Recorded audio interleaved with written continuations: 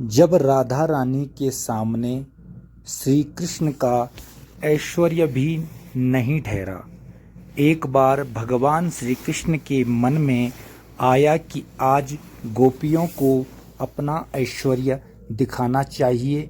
ये सोचकर जब भगवान निकुंज में बैठे थे और गोपियां उनसे मिलने आ रही थी, तब भगवान कृष्ण विष्णु के रूप 4 भुजाएं प्रकट करके बैठ गए, जिनके चारों हाथों में शंख चक्र गदा पद्म था।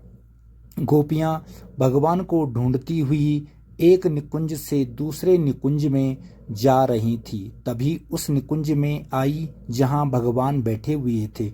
दूर से गोपियों ने भगवान को देखा और बोली, हम कब से ढूंढ रही हैं और कृष्ण यहाँ बैठे हुए हैं। जब धीरे धीरे पास आई तो और ध्यान से देखा तो कहने लगी, अरे ये हमारे कृष्ण नहीं हैं। इनकी सूरत तो कृष्ण की तरह है, परंतु इनकी तो 4 भुजाएं हैं। ये तो बैकुंठवासी विष्णु हैं। सभी गोपियों ने दूर से ही प्रणाम किया और आगे बढ़ गईं और बोली, चलो सखियों, कृष्ण तो इस कुंज में भी नहीं है, कहीं दूसरी जगह देखते हैं।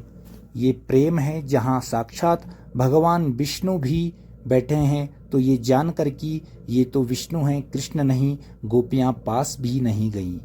भगवान कृष्ण ने सोचा, गोपियों ने तो कुछ कहा ही नहीं, अब राधा रानी जी के पास जाना चाहिए। ये सोचकर भगवान कृष्ण वैसे ही विष्णु के रूप में उस निकुंज में जाने लगे जहाँ राधा रानी बैठी हुई थी। दूर से ही भगवान ने देखा राधा रानी जी अकेले बैठी हुई हैं, तो ये सोचने लगे, राधा को अपना ये ऐश्वर्य दिखाता हूँ, और धीरे धीरे उस ओर जाने लगे।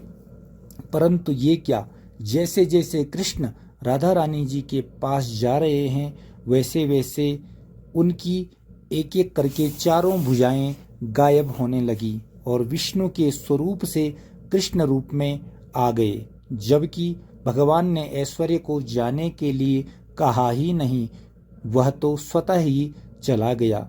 और जब राधा रानी जी के पास पहुँचे तो पूरी तरह कृष्ण रूप में आ गए। अर्थात वृंदावन में यदि कृष्ण चाहें भी तो अपना ऐश्वर्य नहीं दिखा सकते, क्योंकि उनके ऐश्वर्य रूप को वहाँ कोई नहीं पूछता। यहाँ तक कि राधा रानी के सामने तो ठहरता ही नहीं। राधा रानी जी के सामने तो ऐश्वर्य बिना कृष्ण की अनुमति के ही चला जाता है। मित्रों, इसी तरह की धार्मिक कथाओं के लिए चैनल सब्सक्राइब करें।